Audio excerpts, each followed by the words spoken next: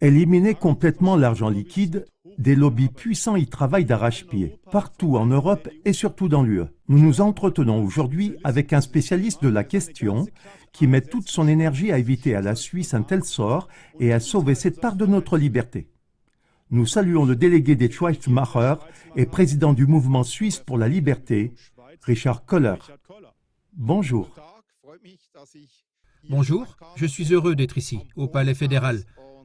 Et je pense que ce que nous allons apprendre ici est passionnant. La plupart des gens pensent que l'abolition de l'argent liquide est un problème qui ne se pose pas en Suisse. Qu'en pensez-vous? C'est certainement une erreur. Si nous ne faisons pas attention, il est fort probable que nous en fassions un jour l'amère expérience. Les gens ne se rendent pas compte que l'argent liquide est en train d'être éliminé parce que ce n'est pas la politique qui élimine l'argent liquide. La politique ne fait tout simplement rien pour le préserver vraiment. C'est plutôt l'économie qui travaille à la disparition de l'argent liquide. Nous le voyons déjà sur les marchés de Noël et sur d'autres marchés également. Nous le voyons dans les entreprises, les chaînes de boulangerie, qui tout à coup n'acceptent plus d'argent liquide. Nous le voyons dans les restaurants qui fonctionnent également sans argent liquide. Avec le temps, l'économie réduira l'argent liquide jusqu'à le supprimer complètement. Et ça s'accélère en ce moment avec les transports publics, où l'argent liquide n'est plus utilisé non plus. Les personnes qui payent en espèces ne peuvent donc plus acheter de tickets dans les transports publics. Tout cela réduit chez nous l'argent liquide. Et nous devons nous y opposer. Il y a aussi le fait qu'il existe des organisations internationales telles que la Better Than Cash Alliance, c'est-à-dire l'alliance Mieux que l'argent liquide, créée en 2012 par la fondation Bill et Melinda Gates, la fondation Ford, l'USAID, l'Agence américaine pour le développement international et d'autres grandes institutions importantes. L'objectif qu'ils se sont fixés est de réduire l'argent liquide, c'est-à-dire de le supprimer à l'échelle mondiale et de le remplacer par de l'argent numérique. Ce qui est intéressant et qui en dit long sur la Suisse, c'est que notre SECO, c'est-à-dire le secrétariat d'État à l'économie, n'était certes pas présent en 2012 lors de la création de cette alliance, mais qu'il a commencé à dépenser 2 millions pour l'abolition de l'argent liquide et qu'il a aussi reçu la mission de transférer toutes nos technologies et tout notre savoir-faire dans le domaine des transferts d'argent numérique, en particulier aux pays émergents.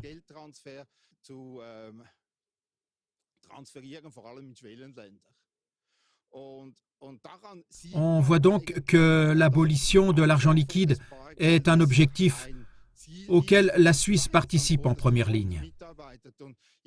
Je pense qu'il serait donc un peu naïf de penser qu'ici en Suisse, l'argent liquide ne sera pas supprimé.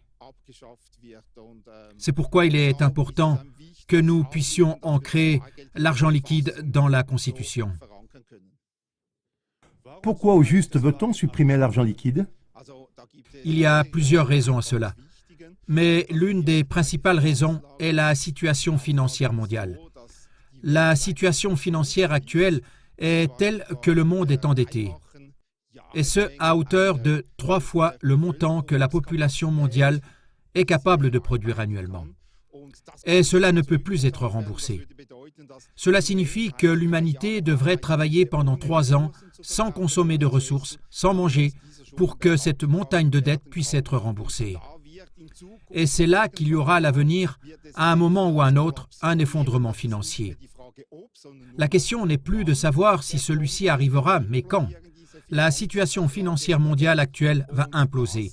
Et c'est bien sûr une raison pour les élites de supprimer l'argent liquide, afin de pouvoir contrôler les gens après cet effondrement financier, quand tout se sera écroulé, et de contrôler toute la situation financière de manière à ce qu'elle soit reconstruite dans leurs intérêts.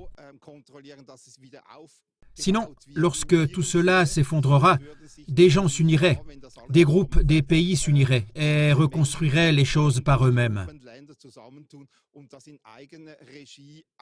Cela ne leur plairait pas. Ils sont d'ailleurs en train d'acheter tous les biens de valeur, les ressources. C'est-à-dire que toutes les mines d'or sont rachetées, que l'or est racheté, que l'argent est racheté, que les terres agricoles sont rachetées. Aux États-Unis, Bill Gates est aujourd'hui le plus grand propriétaire de terres agricoles. Et cela montre bien que la bulle financière est en train de se dégonfler. Ça doit absolument être évité, de sorte qu'il y ait encore de l'argent liquide en circulation à la fin, pour que les gens puissent encore agir eux-mêmes et ne soient pas contrôlables.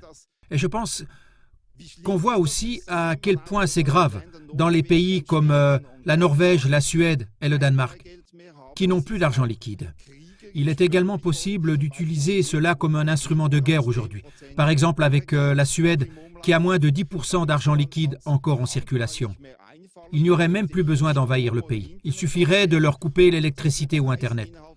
En l'espace de 2 ou 3 semaines, le pays serait économiquement à terre et probablement en guerre civile, parce qu'il s'agirait alors de ressources, c'est-à-dire de nourriture et de tout. On voit là à quel point il est important de maîtriser la technologie numérique. Et dans un tel cas de figure, l'argent liquide serait très certainement une mauvaise chose. La Suède et la Norvège essayent maintenant de revenir sur leur position, car elles ont réalisé le risque qu'elles courent. Mais cela n'arrivera pas, même si elles décident que l'économie doit à nouveau accepter l'argent liquide. Les gens n'ont pas d'argent liquide. L'argent liquide ne reprendra pas sa place comme ça et ces deux pays se trouvent vraiment dans une situation difficile. Il y a bien une loi qui impose l'acceptation des billets et des pièces. Pourquoi l'argent liquide peut-il quand même être refusé ? En Suisse, c'est comme ça. Nous avons effectivement dans la loi monétaire, dans la LUM, à l'article 3, que tout le monde doit en fait accepter l'argent en billets émis par la Banque nationale, et ce sans limite. Seulement, cet article est de nature dispositive, c'est-à-dire qu'il ne s'applique que lorsqu'il y a une action en justice.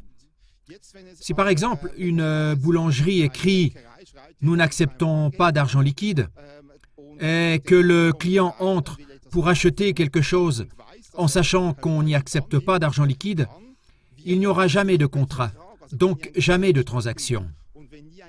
Et si aucune transaction n'a jamais eu lieu, on ne peut pas porter plainte en vertu de cette loi. Et c'est le problème de la loi dispositive. On ne peut pas du tout s'y opposer.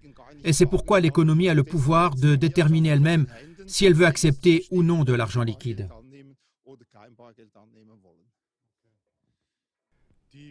L'initiative populaire « L'argent liquide, c'est la liberté » a reçu un contre-projet du Conseil fédéral. Quelle est la différence ? Nous, avec l'initiative populaire, nous demandons que la Confédération mette toujours à disposition des pièces et des billets en quantité suffisante. Et le contre-projet du Conseil fédéral dit maintenant que la Banque nationale est chargée de veiller à ce que l'argent liquide circule. Ce qui est bien sûr une énorme divergence. C'est un petit tour de passe-passe de la Confédération. Parce que le problème qui se pose maintenant, c'est que toutes les espèces ne se valent pas. Parce que par payer en espèces, je veux dire ne pas payer à crédit, c'est-à-dire ne pas payer sur facture ou sur une sorte de reconnaissance de dette ou quelque chose comme ça, mais je paye cash. Et en français et en italien, je paye cash signifie je paye en espèces. Mais en allemand, cela signifie que je peux aussi payer par carte de débit. C'est pourquoi il est possible pour la Confédération, avec la désignation que la Banque nationale doit garantir l'argent liquide, quelle est alors l'astuce de pouvoir également mettre à disposition de l'argent liquide électronique. Et là, elle n'entre pas en conflit avec la Constitution fédérale. C'est pourquoi nous ne pouvons pas, en l'état actuel des choses, accepter le contre-projet de la Confédération. Nous avons encore une votation en mars. À quoi ressemblerait une monnaie numérique du futur ? Une monnaie numérique du futur serait probablement un mélange entre une crypto-monnaie et l'appli de paiement Twint. Cela signifie donc que ça fonctionnerait de telle manière que ça ne pourrait se faire que via un terminal numérique. Aujourd'hui, nous connaissons cela avec le téléphone portable. Il s'agit d'un terminal numérique Et la monnaie, c'est-à-dire tout le processus du trafic des paiements, passerait par ce qu'on appelle un portefeuille, c'est-à-dire une bourse, un porte-monnaie, qui serait sur ce terminal numérique. Et ce terminal numérique communiquerait avec la Banque nationale suisse. C'est ce que je pense. Chacun n'aurait plus qu'un seul compte. Il n'y aurait plus de banque. Cela signifie que si nous voulons acheter quelque chose, d'abord, nous devons nous rendre à l'endroit où nous sommes autorisés à le faire. Et ensuite, il faut que nous puissions acheter ce qui nous est ouvert ou ce qui est à notre disposition. Et uniquement pour le montant qui nous est autorisé, bien sûr. Nous serions donc absolument soumis à un contrôle. Oui, vous avez déjà dit quelque chose, c'est ce que je voulais encore demander en complément. Quels sont les dangers qui nous guettent sans argent liquide? Eh bien, il y a beaucoup de dangers. Le plus grand danger est pour moi la dépossession par des taux d'intérêt négatifs, n'est-ce pas? Christine Lagarde a déclaré en 2016, on peut le lire dans le Blick, je crois que c'était le 14 avril, le Blick a écrit « La seule raison pour laquelle les taux d'intérêt négatifs ne fonctionnent pas, c'est parce que nous avons encore de l'argent liquide en circulation. » Si bien sûr il n'y avait plus d'argent liquide en circulation, cela signifierait que les gens ne pourraient pas se défendre si la Banque nationale disait tout à coup « Nous prélevons maintenant 10% par an sur chaque compte parce que nous en avons besoin pour l'administration. » On n'aurait plus aucune autre possibilité pour acheter quoi que ce soit. Cela ne serait plus possible que par le biais de la monnaie numérique. Et c'est pour moi le plus grand danger. Donc je pense que les taux d'intérêt négatifs et la dépossession arriveraient. Alors, bien sûr, il y a d'autres dangers. Un grand danger est bien sûr la dépendance, comme je l'ai dit précédemment, à l'électricité et à Internet.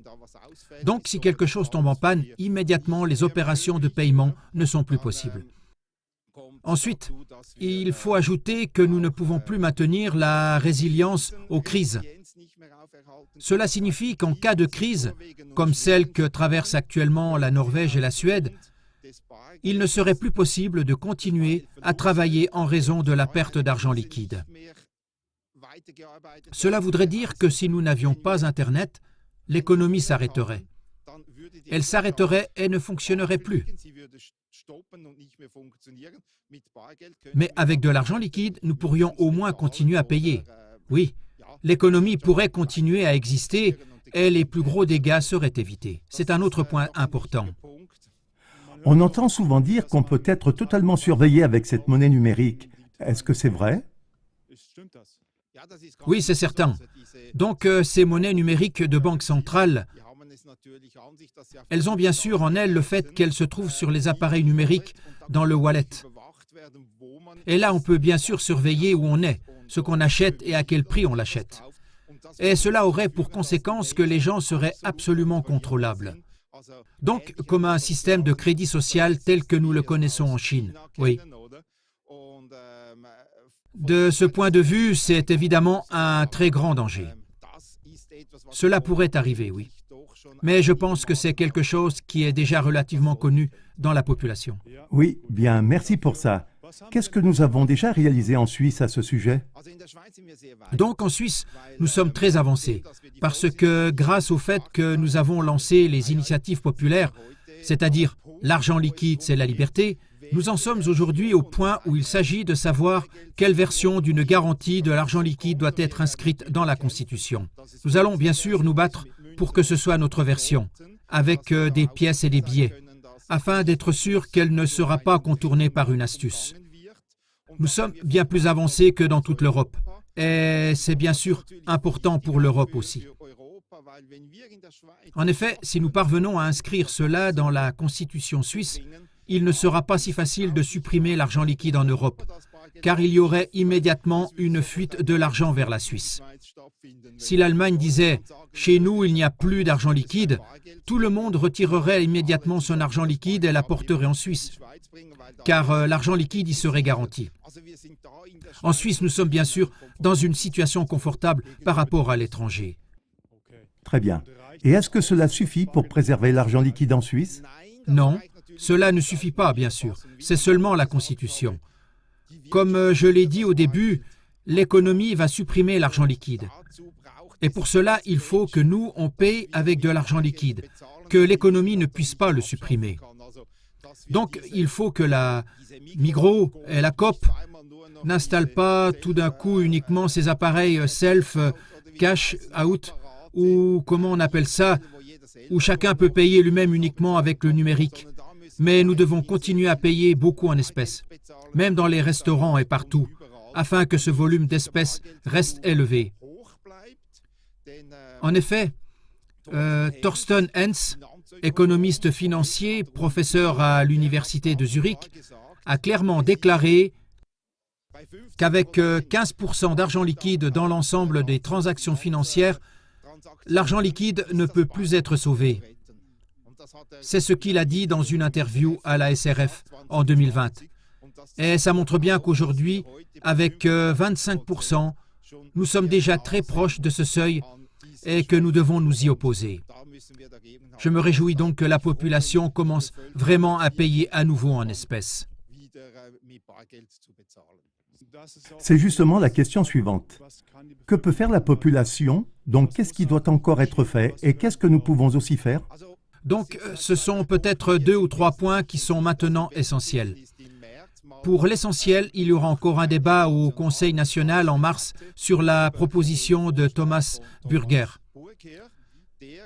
En plus de notre initiative populaire, il veut aussi l'acceptation dans l'économie. Ce n'est donc pas l'obligation d'accepter, c'est une acceptation générale qu'il veut dans la Constitution. Nous allons maintenant les soutenir. Notre association Schweizmacher a lancé une pétition pour que de nombreuses personnes puissent la signer. Je vous conseille de vous rendre sur www.schweiz-macher.ch pour signer la pétition. Nous avons également incité les associations de personnes âgées, c'est-à-dire les grandes associations de personnes âgées avec 280 000 membres, à nous soutenir pour que cette proposition soit adoptée par l'Assemblée nationale et le Conseil des États. Ensuite, il y a bien sûr le fait que nous devons passer au vote. Nous sommes donc très heureux d'être soutenus financièrement, car nous ne pouvons pas nous passer de finances. Les autres ont des milliards, donc nous avons vraiment besoin de beaucoup d'argent pour avoir une chance lors du vote. Et ce qui est le plus important, c'est que la population se déplace vraiment avec de l'argent liquide et paye en liquide. Oui, de mon côté, je voudrais vraiment profiter de l'occasion pour demander à tous nos citoyens de payer à nouveau en espèces aussi souvent que possible à l'avenir.